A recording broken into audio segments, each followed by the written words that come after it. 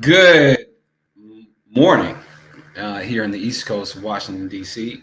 I am attorney Talib Kareem, the executive director of STEM4US, and I'm really happy to be with one of our partners, someone who has understood the importance of engaging our young people in order to keep them out of harm's way. And not just, basically putting together, a basketball camp or, soccer camp, which, those are cool, but actually teaching them problem solving skills, in fact, problem solving skills using technology. And with these problem solving skills, there is evidence that young people armed with the tools can find alternative solutions, particularly when they are finding themselves in conflict, which heretofore has led to an increase, particularly after COVID, of violence impacting our young people. So we are really delighted to have someone who's really on the front lines of this conversation, someone who is really putting his mouth or putting his money where his mouth is, if you will, and that is sacrificing his time and energy to help people of color, particularly African Americans and young people alike, to learn software development and prepare themselves for lucrative careers. So without any further ado, let me introduce Isaiah Harrison. Isaiah, how are you doing? I'm doing pretty good. How you doing, Tyler? Excellent, excellent. And I think that the volume may be slightly um, I'm not sure of the volume. You can adjust it, but I'm really happy to have you join us for part two of our conversation that we started at the beginning of the year. At the beginning of the year, some of the same conditions were facing us then as they are facing us now, with a surge of youth violence, and we are happy to now, because of the fact that it's been 6 months since the beginning of the year, to kind of get an update from you, check in with you, talk about some of the things that you've done, particularly with STEM4US, some of the lessons learned, and what now are the plans going forward, and what you are doing with respect to your current class, and what are some of the things that your students are learning, and what are some of the recommendations that you have for them, as well as for people who are not in your class. You raised some really good points in the last class session, and I'll share for all transparency that I'm one of your students. Even though I'm a lawyer in product and software and intellectual property lawyer by training, I decided to take your class because, in the context of helping developers to keep themselves safe and keep their products safe from legal challenge, it makes sense for me to know how to code myself. And it just gives me the ability to connect with the people I'm advising much better.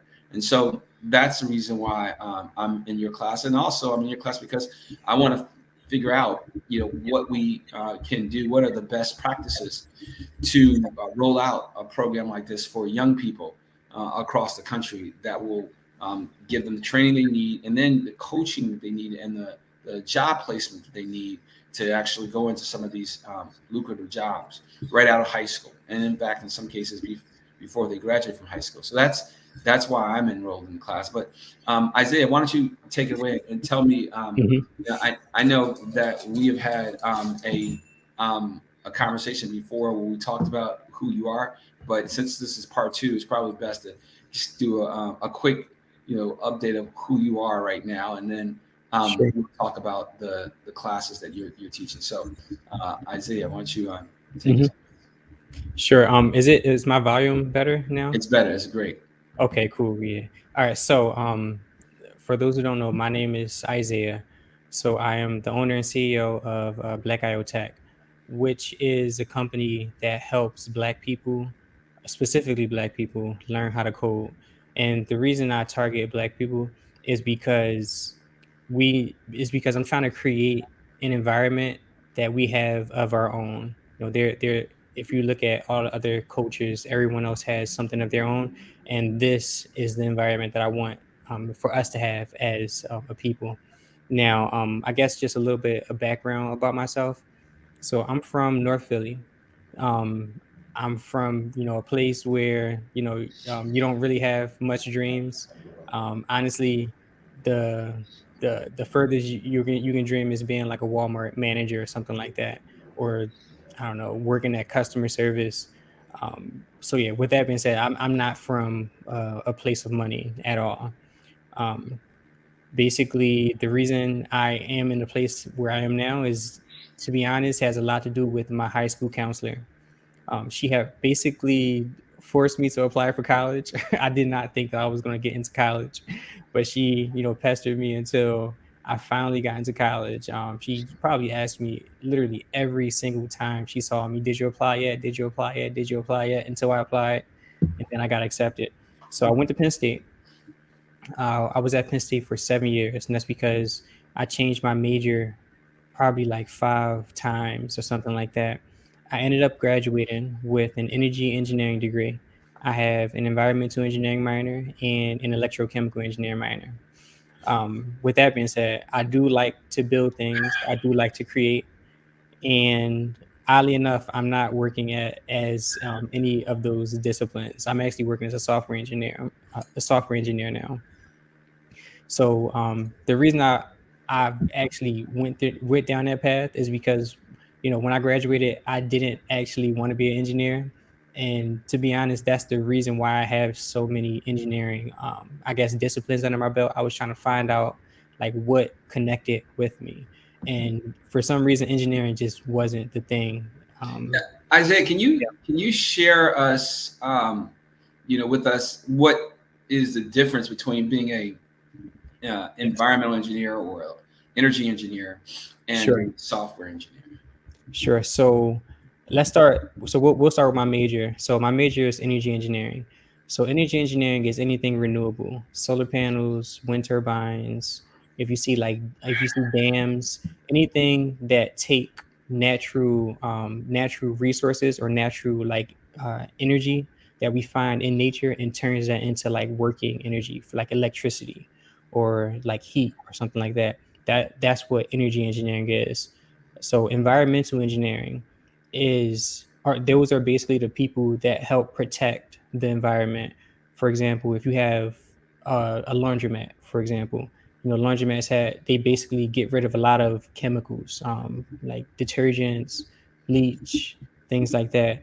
Now, the way they dispose of that has to be done in a very particular way, and it has to be done in a way where that does not get into the water, and if it and it doesn't basically poison anybody, because there's been cases where things like laundromats have poisoned people because they were getting rid of their waste a certain kind of way. So environmental engineering focuses on trying to make sure the environment is healthy. So for electrochemical engineering, that is basically making batteries. And that's honestly the the easiest way to say it. But when we were in school, we were actually working on things like building batteries out of water. So basically, extracting the hydrogen out of H2O. Hydrogen is actually a gas. Using that gas to power batteries. So it was a lot of things like that. Everything I've worked on in school. It centers around the environment and trying to draw energy out of our natural resources, and that's aside from like oil and gas, things like that. So those are what I majored in. Now, what I'm doing currently is software engineering. Now, I had mentioned earlier that I didn't want to be an engineer, but I didn't know what kind of engineer I wanted to be in hindsight. So software engineering is someone that writes code, and you're writing code with a goal of creating an application. Now, the application can be a website. A lot of people think of coding, they think of websites, and coding is much, much, much, much bigger than just websites. Coding is applications. Any app you see on your phone has code in it. Anything you work with, like cars, have code in it. If you look at the screen on the car, it's code. If you have like a drill or something like that, that somebody wrote some code for that to work. and this can get even further. You start talking about Web3, and you start talking about the metaverse. All of those things is centered around coding. That is what software engineering is: taking code and turning and basically taking code and creating something out of pretty much nothing, to be honest, for everyone else to enjoy. So that's software engineering. Um, so yeah, I guess the continuing story. So I did. Oh, go ahead. You can. And I think that that's you know, that's a big picture. You Yeah. know, if you could like distill it to like some of the small, things, like what are some of the things that software engineers are doing, and maybe you can even talk about this platform we're on. How do software engineers make things such as what we're using now, which is a platform, YouTube and a backend Yeah. program Sure. or app to stream this broadcast today. Yeah. Good question. So if we just talk about this interface right now, what you're currently looking at, you're probably watching this from YouTube or some other platform. So what you're looking at is a screen. The screen has different colors on it, it has text on it, and you see a video streaming to your side. Now the colors and the text is what you call HTML and CSS. The text being HTML, and everything that's color on the screen, you see some blue, you may see some orange, you see my computer screen in the black. Everything that's in color is CSS, and you can sort of compare it to like a house. If you look at how houses are built, they're first built with the wood and the bricks, like the structure of the house. And then once the structure of the house is built, the structure being HTML, once that's built, you start to put drywall, you start to put paint on the wall, you start to decorate the house. You can see that as like CSS. So HTML and CSS is what you're currently looking at. Now, the interactivity of a website is what's called JavaScript. Anytime you press a button, you actually seeing this video play on your side is basically being streamed to you from a backend and displayed from using HTML and JavaScript and a little bit of CSS. So some of you may hear this concept of front end and back end. What I just described, for the most part, is the front end. Now, if we talk about the back end, so YouTube basically has a server on their side. The reason you're able to see this video live is because it's recording on our side, uploading to their server on their side, and their backend is delivering all of this content to your end. And all of this is in the form of text. Like they basically you can basically transform a video or convert a video to essentially text, and all of that text is being transferred to your side and then converted to a video.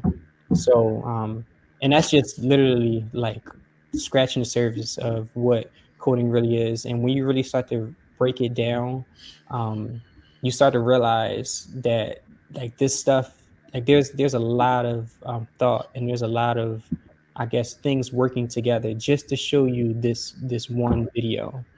Um, So but do you think that, based upon what you said, I mean, almost everything that people use is created by software developers. yes. That's almost, again, from the time you wake up, you Hmm. look at your phone, those software developers who built the apps that are on your phone, to, when you go shopping, there are software developers who are creating the payment codes and Yes. where you're Hmm. shopping, to where you're going to school. If you're using a electronic whiteboard, or if you're using a remote platform, those are software developers who are building that. Hmm. Even when you go out to dinner, software developers are building the apps that help you to reserve your Yep. seat in line. So with that ubiquity, or with that you kind of like full coverage of technologies that software developers are using, do you see us going to a point where, there are going to be like two types of people who are users and people who are developers, people who are, able to build the stuff, and people who are dependent upon people who are building stuff? Yeah, yeah, for sure. So everything is moving to tech.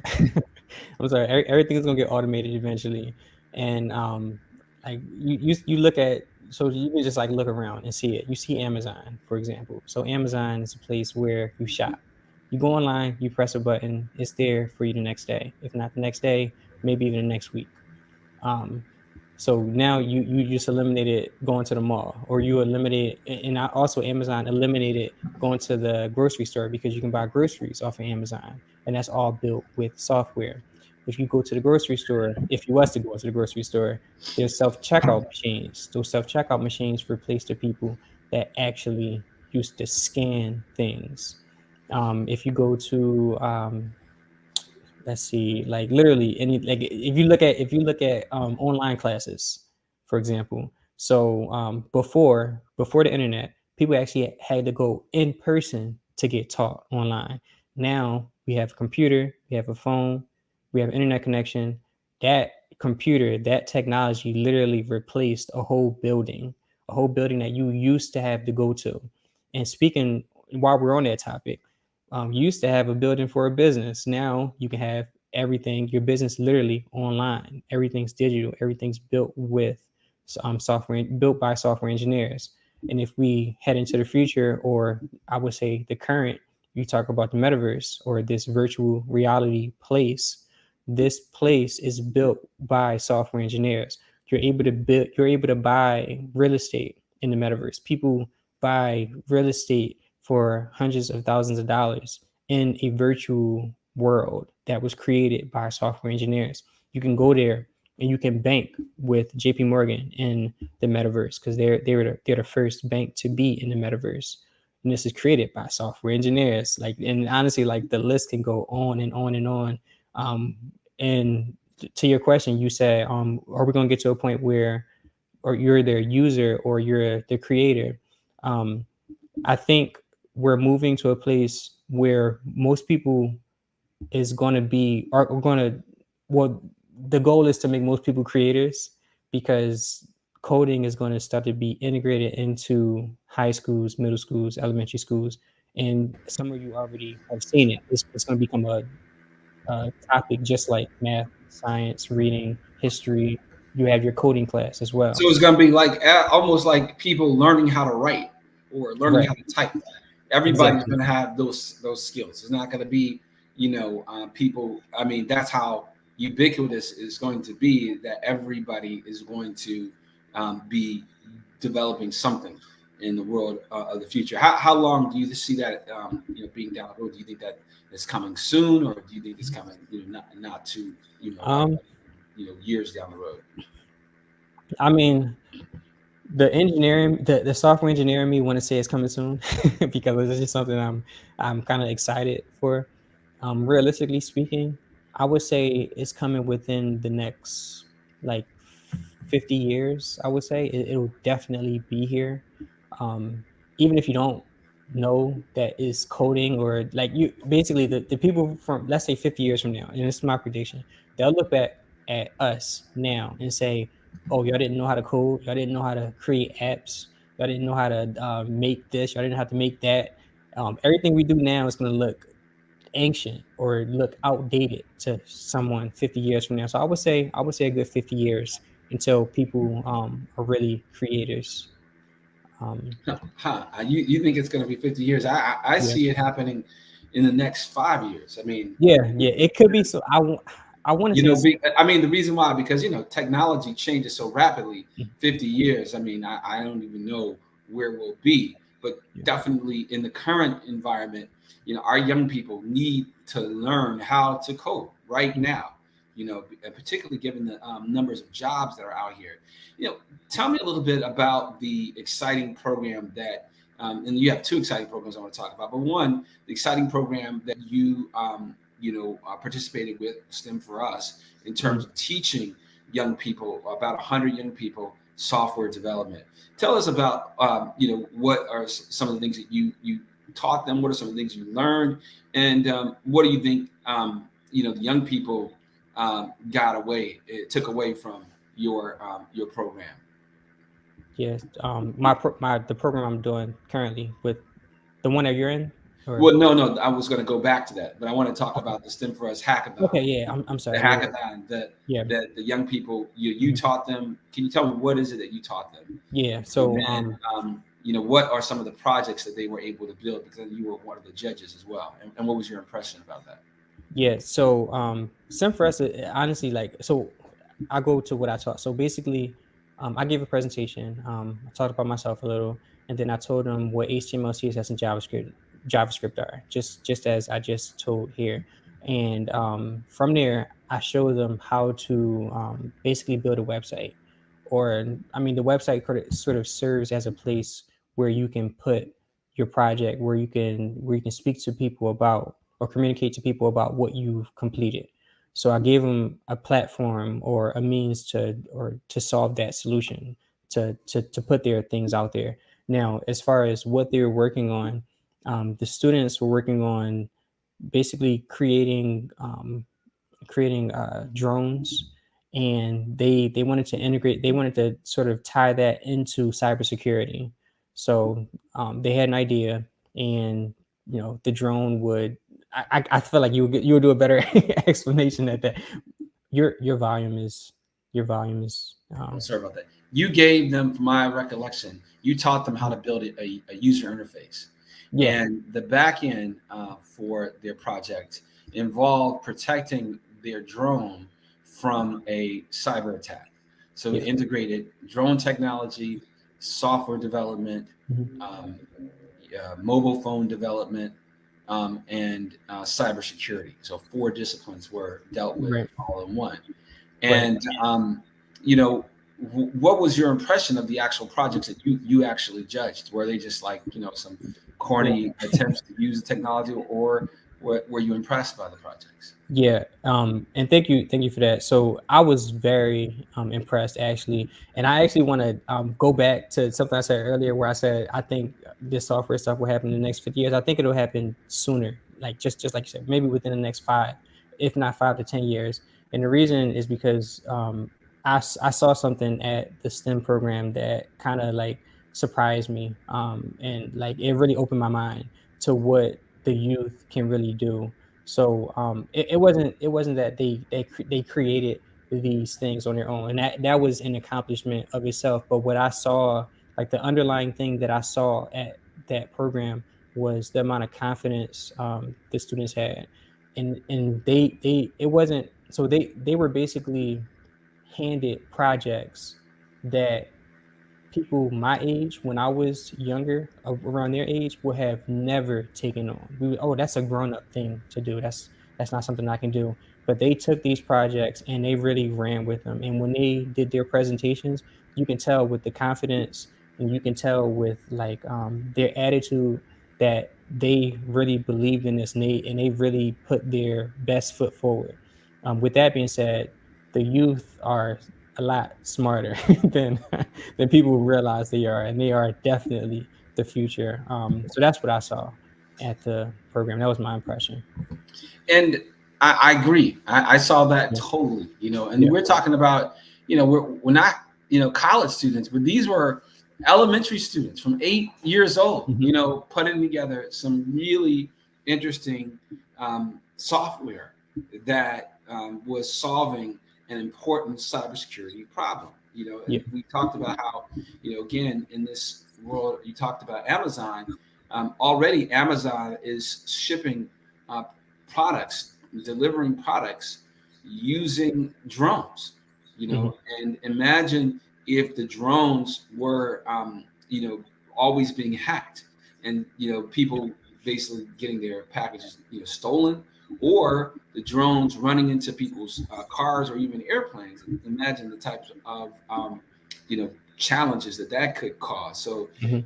this was some serious work that the young people were doing. And so, with that in mind, what would you say to parents who may have not gotten a chance to, have their young people participate?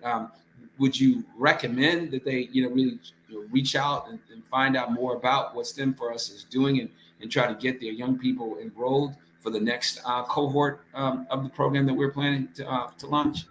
Yeah. So for sure, and so I would definitely say, like, parents, definitely get your kids involved with STEM4US, and like the value that it brings is that your kids are around other kids that are going for the same goal, that are reaching these, reach for the stars, land on the moon. If not, if you didn't already get to the star, so having that network of people, of kids around, around their same age group is invaluable, because that's potentially a network they can use for life. So definitely, highly recommend it. And whenever I do have kids, I'm sure this program will still be here, and I'll be sending my kids to this program as well. So yeah. So now tell me a little bit about the Black IO course that you have. You have one that you are doing with Udemy, and then you have a kind of an in-person or a remote cohort of people who are taking Udemy classes, but are also grouped together in teams and are working on projects. Can you tell us a little bit about that Yeah. amazing program that you have launched yourself? Sure. So right now, so my program is basically a coding boot camp. You can probably see my in the background here. This so basically, I teach Black people how to code, and what we do is we go through my Udemy course. And Udemy, for those who don't know, is a platform that you can go online to learn pretty much anything. It's very popular with coding. So you can buy my course on Udemy for about $20, if not less than that, and that's what the students in my boot camp do. They buy that course, and that course serves as a curriculum. So we go through that course where we learn HTML, CSS, and JavaScript, and we build out 16 apps in that course. The course that only costs you less than $20 to buy in the first place. And by the time you get out of that course, you'll be eligible to apply for a job making maybe 40 to 50K. And to be honest, you can even make more than that. But the difference between this my online Udemy course and my coding bootcamp is that we do go through the things that's in the Udemy course, but we go through more than just that. After we're done the content in the Udemy course, we start to learn advanced stuff. We start to learn something called React.js. Start to learn something called Node.js, and a little bit of SQL. And those are really high paying skills to have, and no college experience required. So on top of me teaching how to code, what I'm also doing is checking resumes, because I can't just give you the knowledge and not give you the resources to go out there and find a job. We check resumes, and we actually do 2 mock interviews now. I have my fiance, Jasmine Burke, who is in HR now. We'll do a mock interview. She'll give them an interview from an HR perspective, and I'll get some of my engineering friends to interview each student, to basically simulate what they'll see in real life. And but I mean, my class is about coding, like that's what I teach. But I do want to say, like, the underlying reason behind it. Now, I do teach coding, but what I'm offering is more than just a coding class. I'm offering a means to build wealth, a means to leave wealth for generations. Now, software engineers get paid a lot of money. You'll get the 100K within 5 years easily. And to be honest, some people get it within the first year. It just really depends on how hard you're willing to work. With that money, you're able to start building a legacy. You're able to start buying houses. You're able to start buying land. You're able to start, like, investing in businesses, investing in the stock market, basically basically leaving something for your legacy, for your kids. And on top of that, me teaching development is indirectly opening your mind, and turning your life into a life of abundance. Whenever you start making as much money as software engineers make, everything else around you becomes cheap. You don't have to worry about paying your bills. Do I have enough money to pay the mortgage? Do I have enough money to pay my car payment? Do I have enough money to put food on the table? All of those worries are gone. And now, when those worries are gone, it's amazing what you can accomplish. Your mind opens up to so many other possibilities. You're able to accomplish so much more when you don't have to live a life of scarcity. So that's what my bootcamp is offering. It's offering a lifestyle of abundance and the ability to leave generational wealth. And we do that by teaching people how to code. So.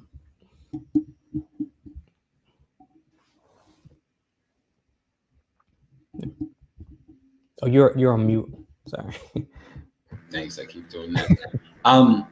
One of the things that I, want to share or want you to share is like, what is the, kind of rigor of your class? I mean, because I'll just tell you, I mean, I've been a university instructor and taught a class in cybersecurity, and also taught a class in business law. And my students, they, basically would spend about an hour outside of class for every hour that they had inside of class. So if I had a 2-hour class, my students would spend about, 2 hours in preparing that for that class. And my question, is this that type of class itself? Is this the type of class that you can only you can basically succeed in by spending only an hour or two outside of the normal classwork, or do you really need to dedicate more time? And if that's the case, that's cool. I just think that people need to be aware that there is a time commitment that they have to be willing to make in order to be a part of your class and being able to take away from it what you want to actually give. Because as I understand, you actually kick people out of class, which is something that is causes me a little bit of humor as a former university professor at Bowie State and at another college. Being able to kick students out who were not prepared is certainly something that's novel. But maybe you can talk about why you do that.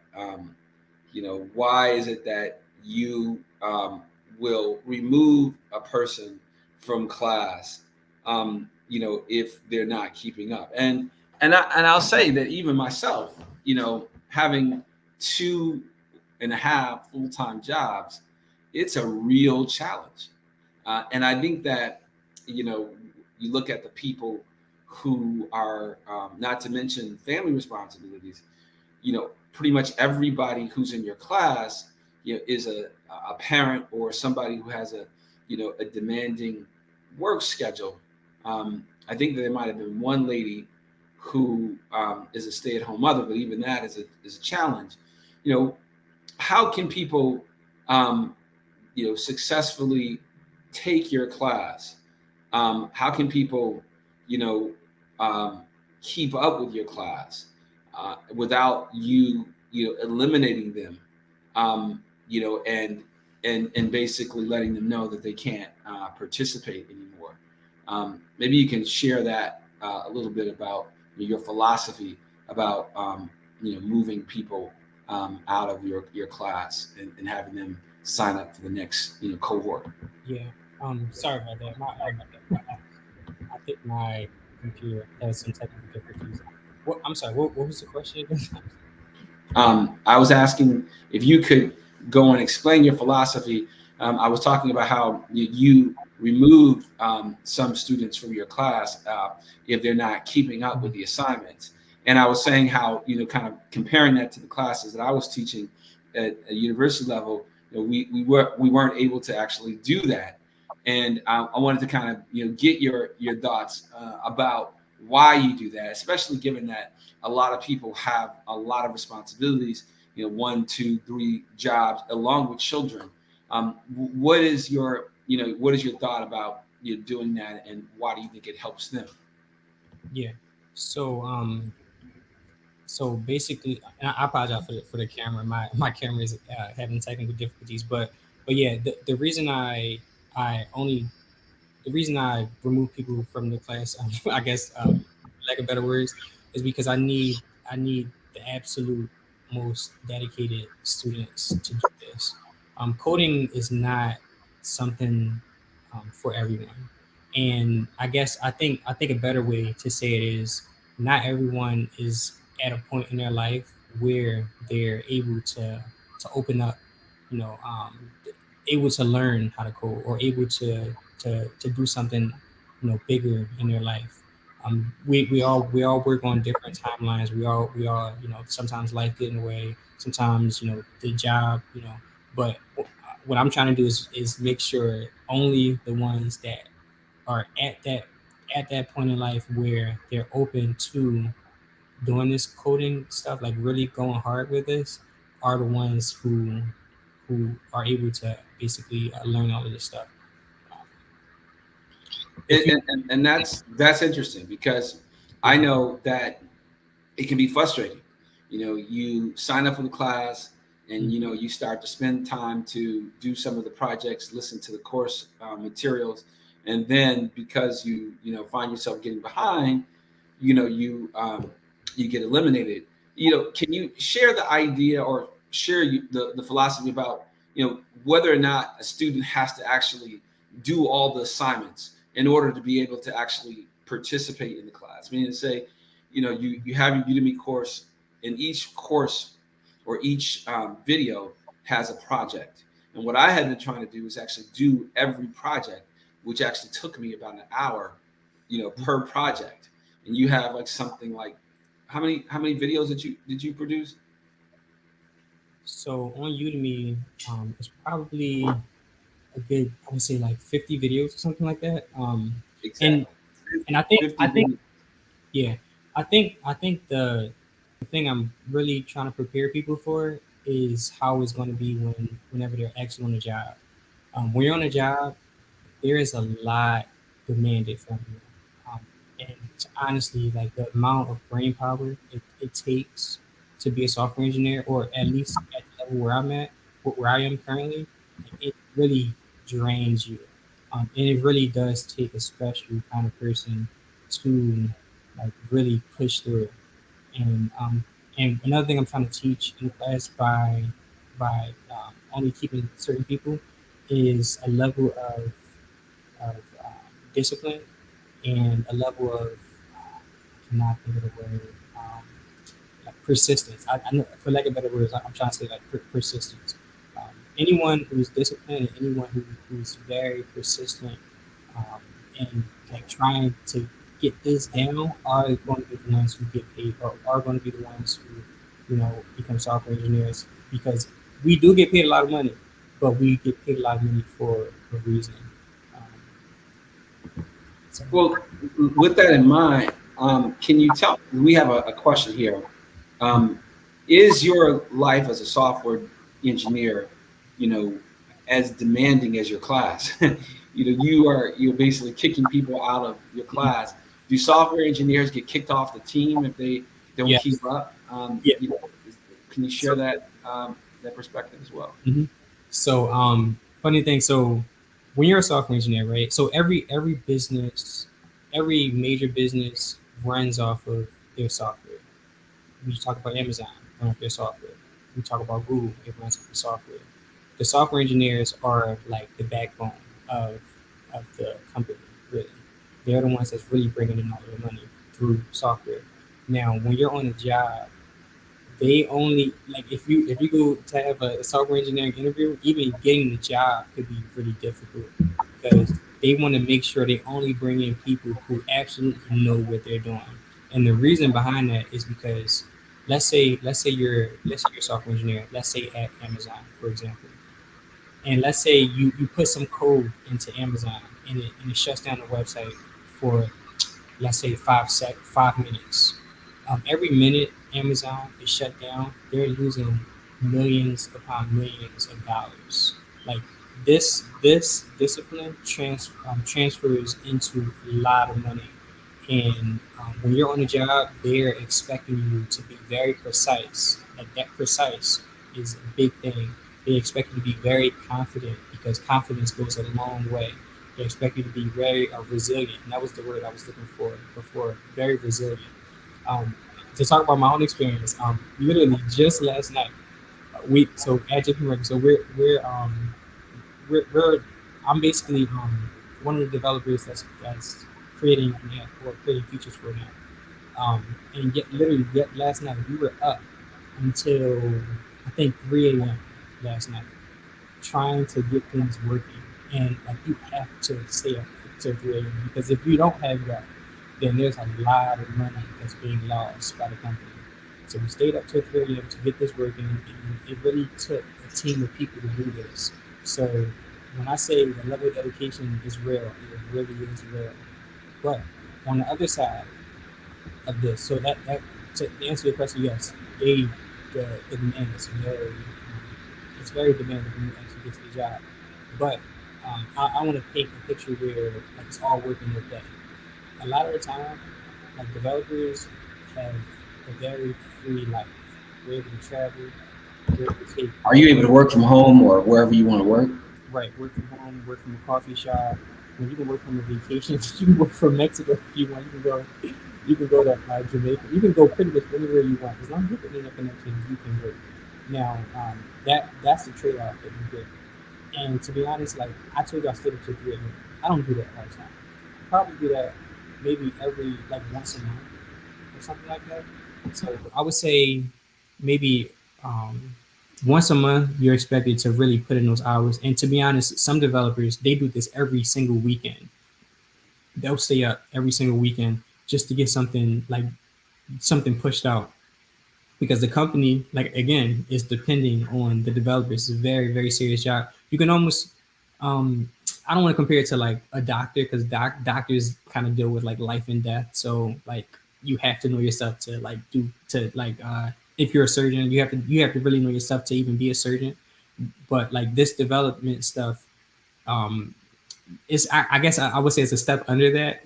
Whereas like we deal with indirectly deal with a lot of money, a lot of moving parts. So we definitely have to be on our A game, which is why you can always find a job also, and we're always in demand because not everybody can do this. So Well, let me ask you a related question, and that goes back to what we're doing in terms of preparing young people for these jobs. yeah, Our idea is to train them, to um, you know have them work together in kind of cohorts, teams, if you will. So they yeah, have like a network of people who are encouraging them to then help to place them in the jobs that are out there, hmm, and then to mentor them after they get there. So it's like a full kind of service of skills and coaching and job placement that we're offering. Um, you know, how important do you think it is, particularly for people to get help with job placement and also post placement coaching? Do you think that that's something that's important, or do you think that's not so important?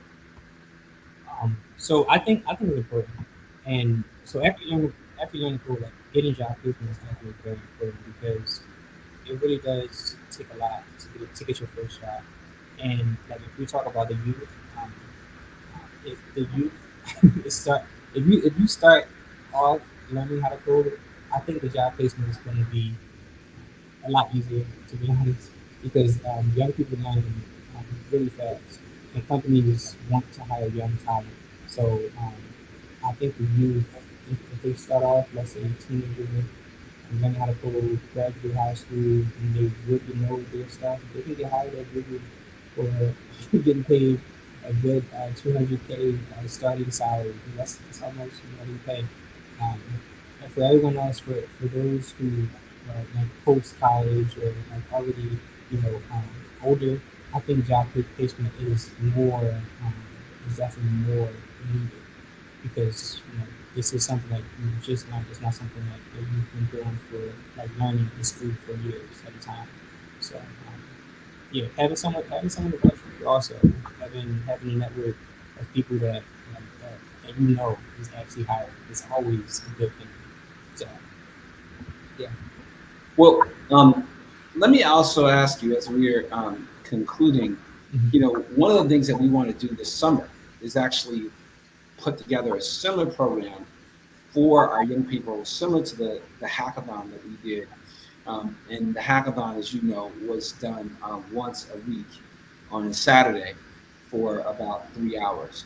And so our goal is to make expand that by having youth have the opportunity to learn software development, Mhm. mobile phone development, um, drone technology, and cybersecurity, um, you know, 5 days a week. And to do it like we did the last time, to do it online, but to actually have um, a end of the program gathering here in DC for those who are able to join us, to actually have the award presentation, the hackathon, um, you know, project presentation, and to do some other cool things in person. Um, what do you think about the importance, particularly of having programs like that to engage our young people over the summer, where they are ordinarily maybe just sitting at home, and Mhm. sometimes getting into trouble. Why do you think it's important to have a program like the one that we're working to build at? Yeah, so I think it's important for a few different reasons. I think one of the most important reasons is that it shows the students what's actually important. You know, um, going to school, learning, the basics of math, science, reading, all of that stuff is required to work in life. But when you actually add coding on top of that, that's actually providing a skill that's going to potentially save them a lot of money over the long run. You don't necessarily have to go to college to code, and also it's going to give them a skill that's going to allow them to build wealth because you make a lot of money doing coding. And let's put the money aside. I think coding, from my experience, coding really does teach you how to think. It teaches you how to analyze things and make decisions like very logically. So having that during the summer, it keeps their mind going, it keeps it fresh, and it also improves their decision making over time. And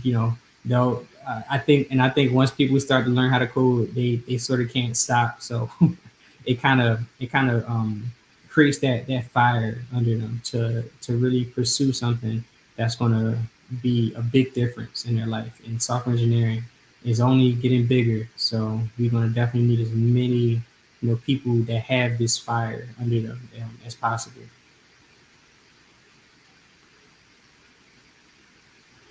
Yeah.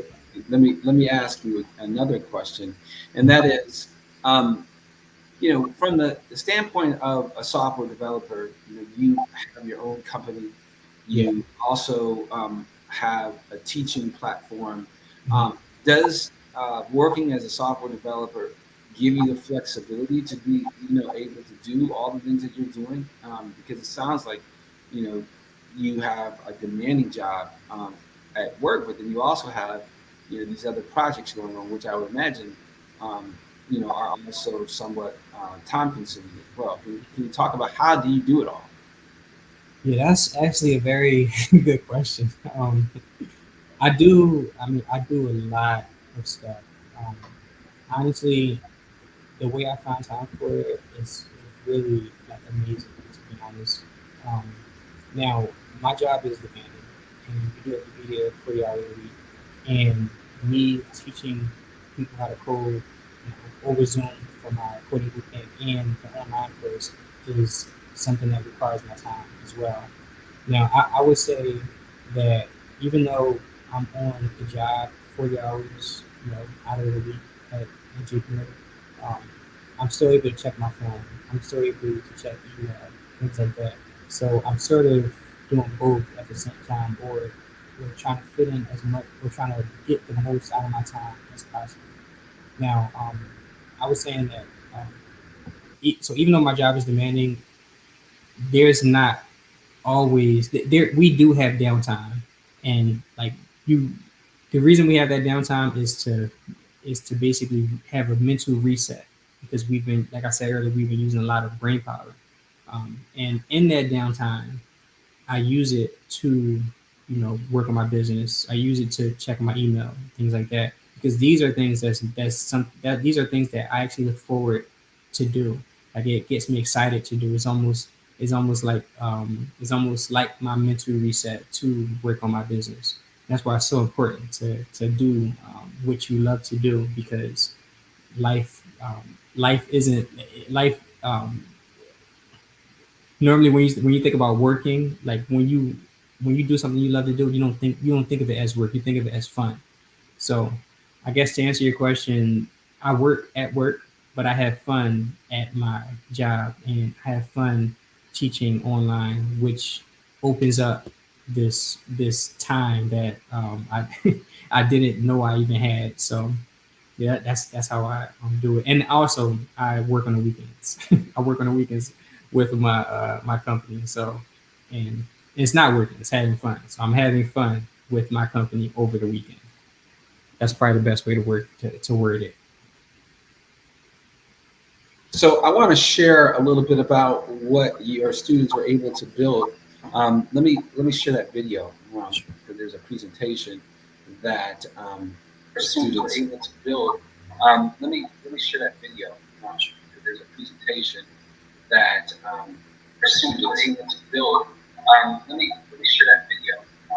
There's a presentation that our students were able to build. I think there's an echo.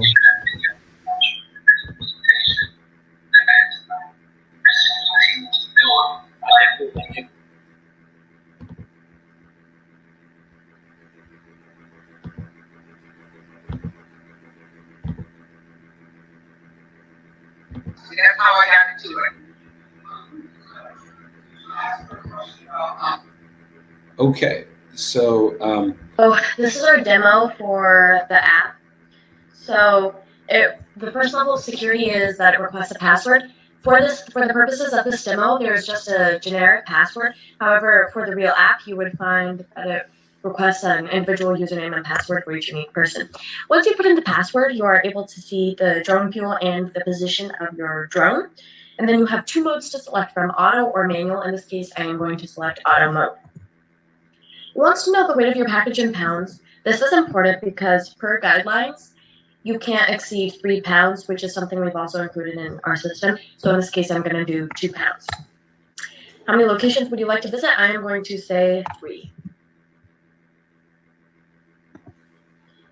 So once you click the location, the drone will automatically direct itself towards the location. And you should see a red ball pop up. And if you see the message delivery successful pop up, that means that your delivery has been successful.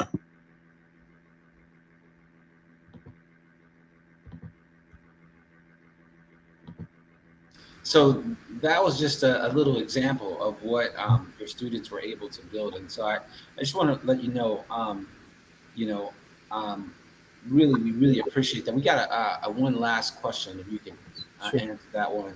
How do you go about getting work once you have these skills Mhm. that you've gained? What is the best way of basically marketing yourself? Yeah. You can conclude, as you answer that question, maybe conclude about what are ways in which people can get back in contact with you and learn more from you. Sure. So how do you get work? I think there's multiple ways to get work and get development. Um, Most people say, okay, which company can I work for? And to be honest, you don't have to work for a company. You can go to websites like Fiverr or like just basically websites where people can hire you as a contractor to do work for you. And contractors make a lot of money because because there's no benefits there, so you can easily make a lot of money being a contractor. You can also build tools on the internet. For example, I always look up like tools like converting, JPEGs to PNGs, to PDFs, things like that. Those websites were built by developers, and you can build one of those websites.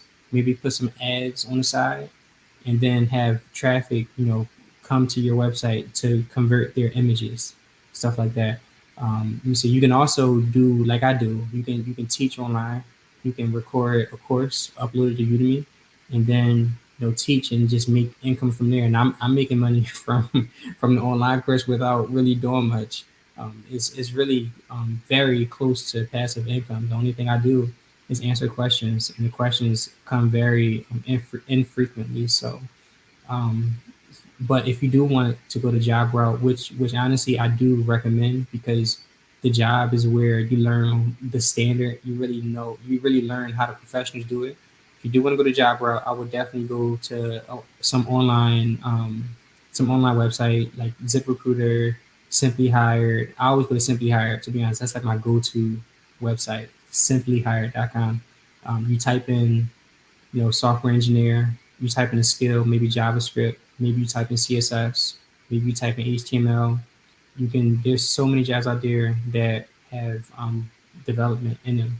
And to give you, to name you a few, um, you've all probably gotten, marketing emails in marketing emails. Basically, those emails are created up by developers. There's a whole discipline called email developers. They literally just use HTML and CSS, literally what you can learn in like 2 months time to and they use those languages to send emails, and you make 60, 70K, sometimes 80K just from like literally 2 months of training. Compare that to someone that went to college for 4 years, 5 years, coming out making 30 to 40K. Um, so the it's basically limitless. You can even go to a mom and pop shop, like a pizza store or a corner store, a place that does not have a website, and then offer to make their website for them. Have them pay you yearly to maintain your website, to maintain their website. So many different avenues. You can teach, like I'm doing now. You can tutor online. People want tutors make a lot of money. Now, if you go and you start to search it, you can get paid $50 an hour. You can get paid $60 an hour just to teach someone's kid how to code. And you can go even past that. You can teach college kids how to code. You can tutor them, because those students need help as well. So there's so many different avenues you can take with coding, and with that being said, you don't ask you there. It's just limitless. You just type it in, and you probably get a full list online. So that's how you get work with software engineering. And to end it off, if you want to join my class, I would reach out to me on Instagram at BlackIoTech. That's BLAKIOTECH. Reach out to me on there, and you can start to go down your software engineering journey. You can also go to udemy.com. That's udemy.com. You can search my name, Isaiah Harrison, and you'll find my course online. It's only for about $20, maybe even less than that, depending on if there's a sale going on. Buy that course. You have the skills to get a job within worst case scenario 5 to 6 months, if you really take it seriously. And to be honest, you can get past the course within 2.5 months, maybe even 3, and then have a job after that. um, and one thing I do want to say, whenever you do go to apply to jobs, make sure you really take it seriously. Make sure you can be the best developer in the world. If your resume isn't up to par, then if you don't know how to interview, and interviewing is a very big thing. It's a very important skill. You don't know how to network. Those things really do help you get a job. On top of having the skills to get it. So yeah, you can reach me at those platforms, and we can get you started on this journey of learning how to code. Um, and my my classes are actually recorded on YouTube, so you can go to my YouTube channel and you can search my name, go to my YouTube channel, and then take the online course there as well on your own time. So yeah, and thanks for bringing that up, Tyler. That was the Udemy course. Well, it's it's been a pleasure, Isaiah, to have you back for part 2 of our great conversation. We are how prayerful that the work that we are planning to do this summer with you and some of our other development partners will really make a difference in keeping our young people engaged, exciting them about career opportunities, and prayerfully um, saving them from the violence that has really been so tragic on our streets and our communities across this country. And so I'm definitely praying for the success of the program, and I really just want you to know how grateful we are for your support, and we look forward to working with you. Thank you. Thanks for having me over. Thanks for having me again, Tyler. I appreciate it. Excellent. Well, this has been the Cyber Education Podcast. If you haven't already done so, please like this content. Click on the like button. Smack the share button so you can share it with your friends. Also, subscribe so you can get notified about the upcoming programs that we're having with exciting people like Isaiah. And go to STEM4US.org to find out about our summer camp.